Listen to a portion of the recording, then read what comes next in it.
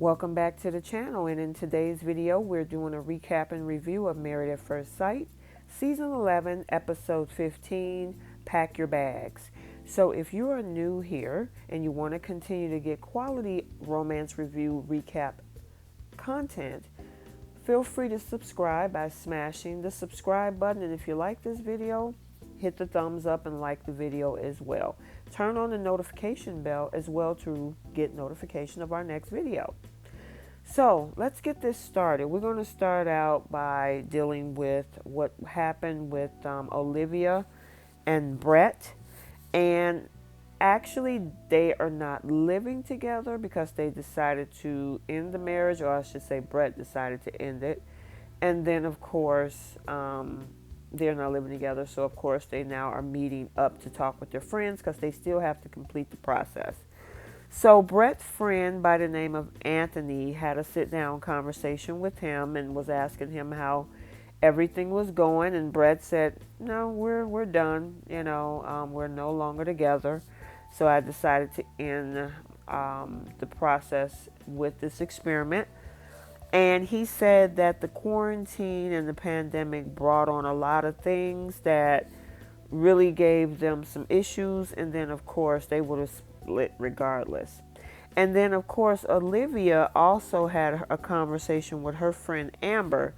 And then they had conversations about the fact of how, Olivia found it disappointing that she couldn't complete it, because one thing I do notice about Olivia is that she do not like to fail. And this is one of the things that she considers somewhat of a failure. But Amber did ask her, if in fact he reached out to you or you guys met up on decision day, would you say or reconsider or say yes? And she said she'll think about it or she'll talk about it. So back over to his Anthony and Brett and their conversation. Anthony was asking some good questions. He asked him, do you think, what was the main issue? And of course, Brett said there was a lot of fundamental things about the relationship that wasn't going to work, which of course we all know was the situation with kids and spending money, religion, all of that, and it's interesting that Anthony said that the only thing that you guys really connected on is the fact that you can nitpick each other to death. And that's exactly what they did. They definitely nitpicked the crap out of each other. And, Anthony asked him, hey, did you learn anything out of this? And he said, yeah, I learned a lot about production. I'm telling you, if you put him and Brandon from season 10 together, they would have a field day talking about production. But it was interesting. Brett says, I see what I want in a woman and what I need, and I definitely know what I'm looking for now. And Anthony asked him, do you think there's some things you could have changed with yourself? And he said no, he don't need to change anything about himself. But it was interesting that his friend also see the same way of how he treats him and how he treats Olivia. So Brett, you need to reevaluate how you treat people. So let's move on to Henry and Christina. Henry started off talking about the fact that she still has not addressed that whole thing with that text message. She never showed him the text. She never talked about it anymore, which tells me that I just think she made it up, and I think Henry thinks that as well. So they still haven't gotten down to the bottom of that, but I think they will on decision day. We'll see. So Christina had a sit-down conversation with her friend Andrew. And, Andrew asked, where do they think that they are? And, Christina was like, we're at a place of friendship. I feel like you got two people who want to make this work, but can't give emotion to something that is like a brick wall, is what she said. She doesn't want to do that. And that they speak two different languages, and, they walk basically on different paths in the past few months that they've been together.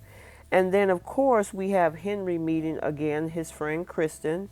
And Kristen had asked him, hey, has anything has changed since, the last time we've talked? And Henry was like, no, not really. It's about the same. And, he's talking about the struggles that he's had with Christina, and it's just not getting anywhere. And, of course, Christina is giving a totally different story to her friend Andrew about how they can make this work. And she was talking about how, sometimes she feels that Henry just doesn't like her. He doesn't find her attractive. We've heard that listening to, of course, watching the previous episodes. But her story seems one of optimism when she talks to Andrew, whereas the story that Henry kind of gives to Kristen is, I just want to get this over with. I don't understand why she acting like we can do something different. It's like, I don't know if I want to say she's gaslighting him, but it's like a story that he's like, what, we're on two different realities. And his the friend Andrew is just making all these faces because he's probably looking like, okay, what are you talking about, Christina? I mean, seriously. And then, of course, Henry does mention the fact that he does not want to bring up to Kristen the whole thing about the accusations from the text message about him being gay and having an affair with another man. He kind of wants to keep that from her, that part of it, which I find that pretty interesting because this is one of your best friends. I mean, you were talking to Woody about it, but I mean, Kristen, you've known a long time, and and even production asked Kristen, does you think that Christina's a liar? And she was like, oh yeah, she's lying. She's always lying. But Christina was telling Andrew, you got to put some effort in, and I don't want to do all of the work. But she liked the fact that she finds things that she is happy about, the fact that he can play a guitar and he's never had lessons. He's extremely talented, and, there's a lot of really good things about him. He's really a good guy.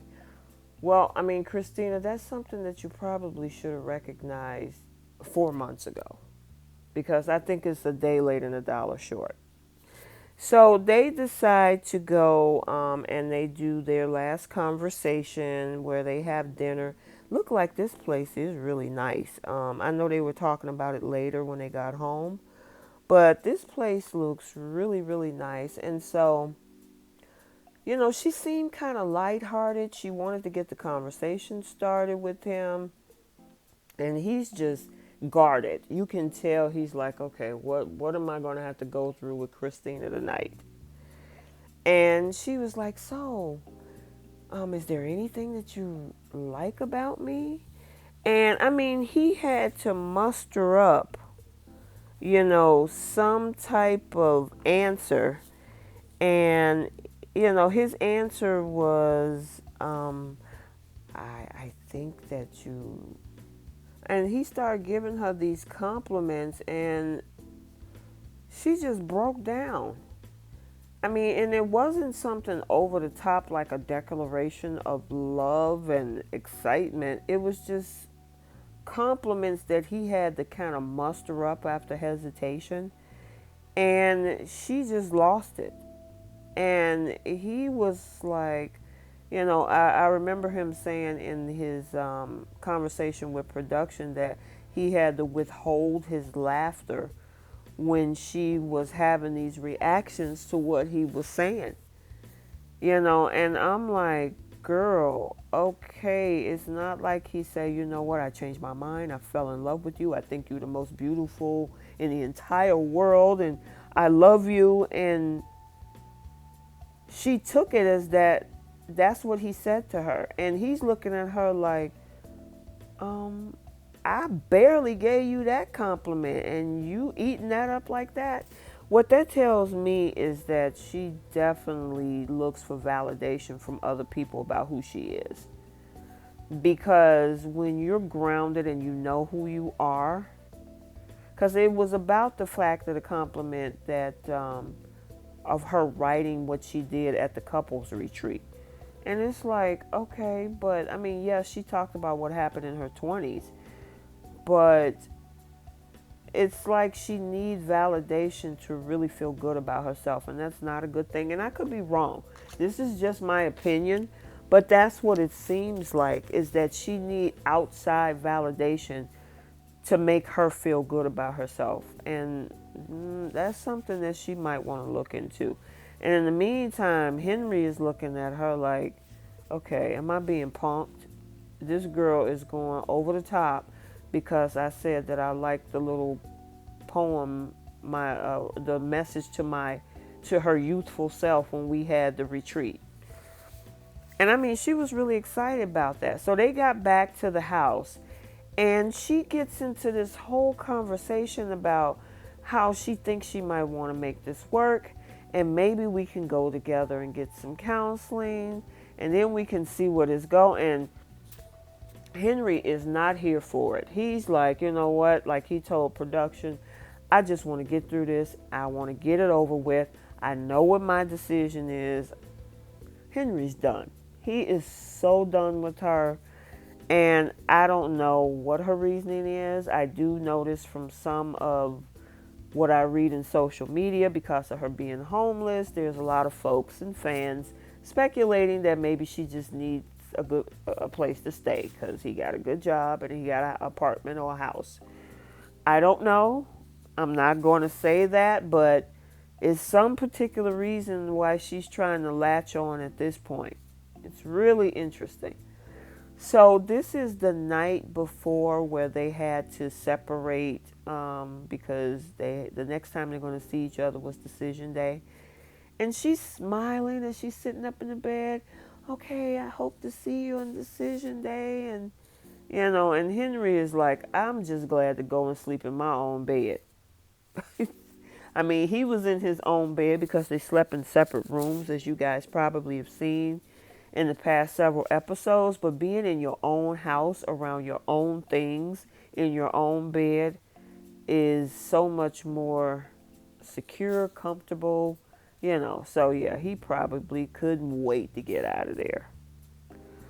Unfortunately, Christina looks like she wants to try to work this thing out. And honestly, Christina, I think you need to take this time to reevaluate who you are and look at some of the decisions you make in regards to what you've done to Henry. So we will see what happened to them on decision day next week. All right, let's move over to Bennett and Amelia. And this was pretty interesting this week with Bennett and Amelia. They started out actually having a little pillow talk in the morning, and they're having a conversation about decision day. And is this going to be nervous? They talk, well, are they going to be nervous? Or is this going to be a nervous decision for the two of them to make? And they got into talking about flipping a coin on the day of. And I'm telling you, these two, they come up with the most unique ideas to express themselves and profess their love. It was just hilarious. So Bennett has a sit down with his friend, Thaddeus. And I forgot the other guy's name, but Thaddeus was the one that stood out the most because he really gave some good advice to Bennett. And, of course, the two guys are asking Bennett, so how's it going? And he was like, yeah, we're going good. We really haven't had any major things. And Thaddeus was like, you haven't had any issues? He said, to really see how strong your relationship is, it's good to go through those things to see how you can get through them. And that's where their conflict resolution tends to teach you on how the two of you are able to handle situations. But you need to have those difficult moments to see how everything goes. Right now, just living through the honeymoon period, the way Thaddeus was explaining, is just surface level. And I mean, honestly, to tell the truth, that makes a lot of sense. I mean, I think out of all of the friends that both Amelia and Bennett has had, Thaddeus is grounded and he speaks on a level of clarity, I should say, when it comes to actually having a discussion when it comes to Bennett. And I'm not saying, something's wrong with being lighthearted and free, but there are times where you need to have serious conversations. Speaking of serious conversations, so Amelia has a conversation with her friend Mimi, and she's a witch. She's also doing tarot card readings. And so she goes through the tarot cards with her. And there's several different cards that she pulled. And pretty much most of the cards that Mimi pulls for Amelia isn't too bad. I mean, there is one at the end that she pulls, and she says, I don't want to be the bearer of bad news, but, there's some things that, you guys maybe need to improve in communication. And then her screen cut out. She lost, I don't know, she lost service or signal or something. That was crazy. But she did have her other girlfriends there, and, they also had some conversation with her as well. But I just think it's interesting that, there are different people in this world. There's a variety of ideas, a variety of personalities, and people connect with whoever they choose to connect with. And Bennett and Amelia have friends that definitely fit in their inner circle. But, of course, the girls had conversation with her, and, she wanted to make sure that they were all good. And, she's like, yeah, we're good. And I'm looking forward to decision day. Bennett and Amelia, again, they meet to have a little bit of conversation, and they discuss what their experiences in regards to what decision they're going to make on decision day would be, and how has this experiment been for the two of them. And Amelia, I think, shocked the world when she said pretty much that she only basically came on here for the purposes of being on television, and that she wasn't necessarily ready to get married or look to be in a marriage type relationship. And that took Bennett by surprise. Bennett was like, wow, that got me thinking, I came here looking for marriage and the love of my life and somebody to spend the rest of my life with. And now to hear that Amelia is telling me, I pretty much came on to be on TV. I didn't even think I was going to get picked. And when they pick me, I'm just like, okay, I tend to get along with everybody. So if I get along with him, it'll be all right. And I mean, I don't know if she's being legitimate. And I know we talk about editing and production. There's nothing that could edit her words any differently. She said that. So I don't know, and this guy is about to pick up and run off and split time between Virginia and New Orleans. So I hope that, she was joking or they put this out of context. I'm not sure. But then they finally get to have some, time to go to bed, and, they again were pondering about the whole thing of flipping a coin. And it's like, okay, I understand you guys like to keep it lighthearted, but you guys really need to talk, especially after what she said about her being on TV. And she even said, it's going to be hard coming out of this experience because she felt like a movie star with the cameras, and now she got to be with him without the cameras, and it's not going to have the same type of energy that she had as if she was this TV celebrity. I was floored. I mean, you guys, let me know what you think about this because I was really shocked at Amelia. I mean, she seemed so disheartened when Bennett last week about the Pokemon and how she felt disappointed about him not wanting to spend every waking moment with her. And now it was like, oh, yeah, I was only here for be on TV and to show my face and to be a star. Okay, so Bennett gets ready. He's the one that's packing up, leaving, and she was like, "Well, can I help you pack?" And he was like, "Nope, I got it. I got everything I need. I'm out the door. I'll see you on decision day." And they hugged it out, but I know that that should have gave Bennett a raised eyebrow in regards to Miss Amelia. I think it gave everybody a raised eyebrow because I don't think we was expecting that. So we'll see. All right, let's move on to Woody and Amani. And of course, they got in the car leaving the retreat and she couldn't find her phone. And when I guess she pushed the find my phone button or whatever it was, the phone was in his back pocket. He forgot about it. They are so funny. And then they get to dancing in the car. They have so much chemistry. So then they have conversation about, decision day and, what would make her say no, what would make him say no.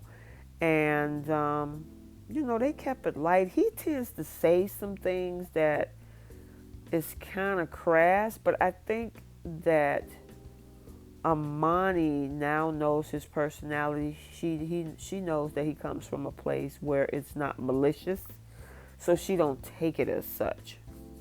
So they started talking about, and this is what Amani asked about their commitment to the experiment and where does Woody feel his percentage is, because a while back it was at 70%. And then now he's at almost 100 and she's still at 50. I found that interesting. So now we see that Amani is now with her friend.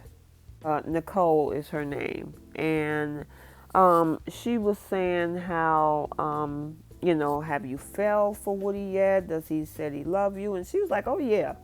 I told him I love him in my own special way. And Nicole was like, okay. And she said, I use strange love words when she told Woody that she loved him, you know. And she was saying how overall she feels that the relationship is going well. She does have a little nerves, or he gets on her nerves sometimes, but she's able to resolve any type of conflicts that they have. And I've noticed that about them, is that they do have, the rocky points, but they have great conflict resolution. So I think that's really good about Woody and Amani. And I absolutely love Amani's natural hair. It is so gorgeous. So anywho, she's enjoying the fact that they can actually have full conversations. But the thing is that she said that sometimes it seemed like Woody's distracted and that, he needs to be able to listen to her and, pay attention and understand where she's coming from. Because she gave a whole example about the burqa versus the burger. That was so funny. So Woody also has a conversation, but his conversation is with his grandmother. And, the grandma was like, how's it going? You come from that single life and, are you okay with being married? And because he was trying to, say to her, he seemed that he have a relationship like his grandmother, because his grandmother been with her husband or his grandfather for a number of years. And she was like, yeah, but you're not me. You've been single, you were the party boy. And he was like, you know what? Being single and that party life was boring to me. I wanted somebody who I can settle down with and fall in love with.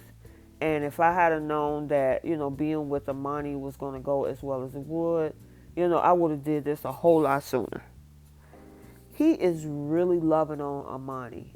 Obviously, and even the grandma said, I see changes in you. You're a lot calmer. I see that your conversation is different, how you think and how you talk is different. Amani is definitely breathing life into their relationship.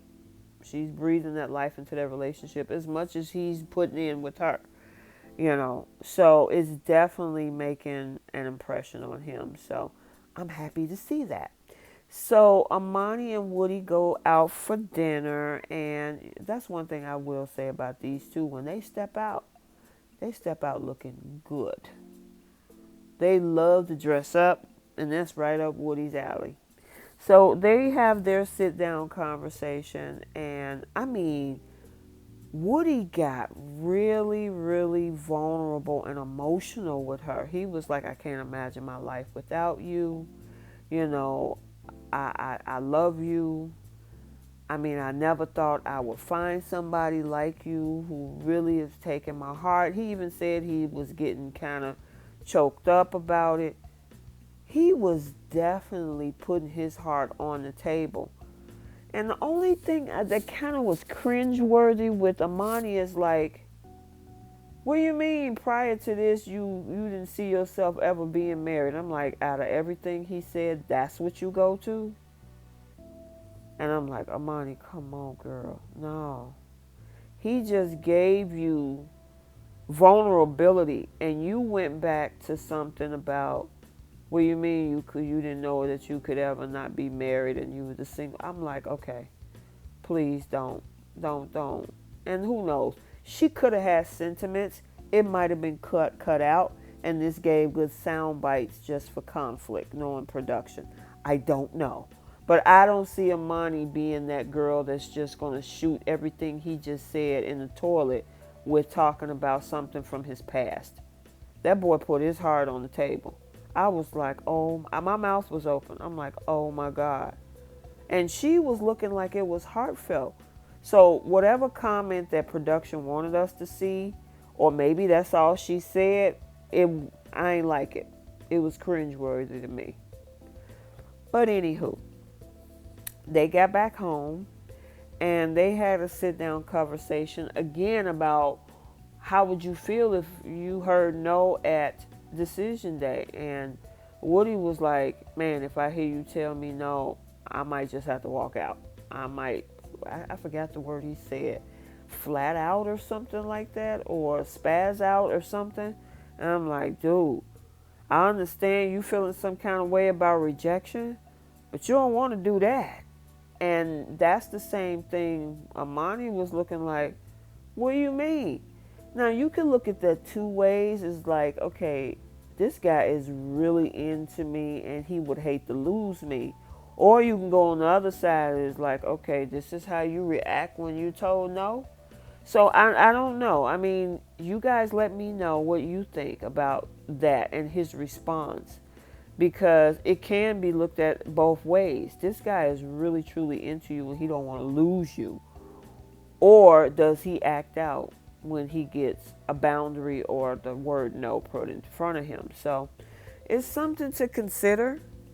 I don't know if that's a deal breaker, but it's all up to Amani what she wants to do. So this is also their last night together before decision day, and looks like Woody is the person that's up to being the one that's going to stay at his home with his grandmother, obviously, because that's where he's living at that time, unless something changed. I don't know. But it seemed like the conversation that he was, she was like, "Are you okay? How you doing?" And he's like, "Yeah, it's a heavy decision. It's a lot to think about it, but I think I'm gonna be okay." And they hugged it out. She walked him to the door, gave him a big teddy bear hug, and she kissed her man goodbye as he walked out the door, and she won't see him to decision day. And we won't talk about next week previews, okay? Production, don't mess with me. All right. So we are on our last couple, which is Karen and Miles. And just asked him to rub her feet, and he was like, okay, I guess so. He didn't have that same energy when she first had him rub her feet back 4 months ago, right around the day they got married. Because I think, and I'm going to kind of venture off from, there's some things I will touch on this commentary from this episode, but there's a lot of things I got to say about these two. Karen, there is a difference between sex and intimacy, okay? Intimacy shows the person that you are interested. So if that's holding hands, if that's giving compliments, if that's even giving a hug that's a little bit longer than normal, all of those things count. And it's interesting that her sit down conversation with her friend, especially with Felicia, because Felicia is the same girl that had the conversation with Miles before. And then, of course, we got Mike here, who is sitting down having a conversation with Miles. So before I get into Karen and her girlfriends, Mike actually wanted to see what was going on. And this is where Miles felt extremely comfortable to just basically spill his guts about how unhappy he pretty much is in regards to what's been going on, and also that he's really not sure about what his decision is going to be with decision day. And the other thing about the fact of bringing up the whole sexual intimacy, he don't know if he can move forward with her, not knowing what that's like with her. That's interesting. And he even said, you know what, I've been looking out for this girl for the last 4 months. I need to make a decision that's best for me now. And honestly, I agree with that to an extent. You do. But this conversation that you're having with Mike, you probably should have had with Karen a long time ago. I honestly think that Miles kind of waited a little bit too late to get resentful. This should have been nipped in the bud a long time ago. And this is evident in this whole conversation that Karen had with Felicia when she said, because her other girlfriend was like, I like Miles. And she should. Miles is a good guy. Miles, however, should have said when that girl walked out and didn't come home, he should have brought that up then. Instead of being like, okay, all right, I'm sorry. And this whole thing with Karen talking about, I need a man that's going to put me in my place. I don't know what type of guys you've been dealing with, Karen. And maybe, there's misconstrued with what you say, but that is definitely a misogynistic guy that you're talking about. Somebody that's going to put you in your place. You're not a child. When you're in a marriage or a relationship, the two of you work together to grow and build it together. Not somebody become toxic where you do something, they put you in your place, and then you're like, oh, okay, I got you, I see you.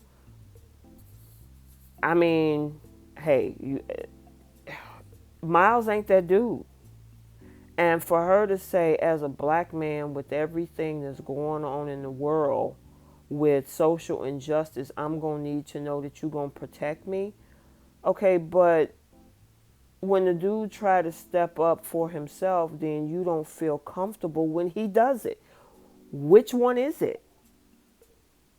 Do you want him to take the lead or don't you? You can't say in one breath, I need you to take the lead. And I'm looking at Miles' face and he's just like, oh my God, how much humiliation do I have to take? And then she told him, I forgot in the earlier comment, he needs to grow up. You reference this dude as your stranger, your friend. And then when you get mad, or when, what was that, 2 episodes ago, I'm his wife. Well, you act like you his sis, which is probably why he called you that. Honestly, Karen, there's some things that obviously Miles ain't that dude for you. He's a good dude. And he leads an entire school full of people, children, other teachers. Why you don't think he could lead at home? I don't get that. And you keep humiliating and emasculating this guy. I mean, and then he said, she tells her friend, I'm glad he kind of dialed back the Prince Charming act. So now you feel better with him not being himself. So it can make you feel comfortable. You want him to change who he is so you can feel better around him. You two don't belong together. I'm sorry, you guys. I've had a rant, and I'm not even talking about sex and intimacy and none of that. It's just Miles, first of all, should have stood up for himself early on, and because people only do what you allow them to do.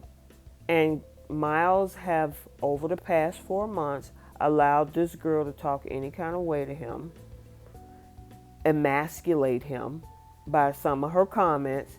She walked out on him. He tried to joke with her. She gave I don't feel like I'm unsafe. Who wants to deal with that? And you can tell in Miles' face that he's frustrated. So I don't know what these two are going to do next week. It's so unfortunate that you have guys like this who, is looking to share of himself. He's emotionally progressive. And granted, there are a lot of women who want to be tossed around and put in a place, as Karen said. Have at it. As they say, have at it, Hoss. But Miles needs to find that girl who he can dote over and who's going to receive that emotional vulnerability and the love that he's willing to give. Karen ain't ready for that. Go find somebody else, Karen. I mean, this guy has shown you what you need in a man, and you're not ready for it. And that's so unfortunate, because if Miles walk away, I have a feeling that she's going to regret that decision down the line. Sometimes opportunities like this come once, maybe twice in a lifetime, and you don't want to screw that up. So she was the one that was leaving and staying in her own place as they spend their last night together. And, she gave him a hug, and we'll see what happened on decision day. So that is the end of the recap for episode 15 of Married at First Sight. I'm doing post notification shout out. If you want to be shout out, comment down below. So the first one is going to Katie the Beauty. She also has a YouTube channel. Go over and check her out as well. She does recaps and reviews. And also Millennial and Mom. Thank you so much for engaging the channel. They also have a YouTube channel where they do recaps and reviews as well. So until next week, our last episode, we will see you then.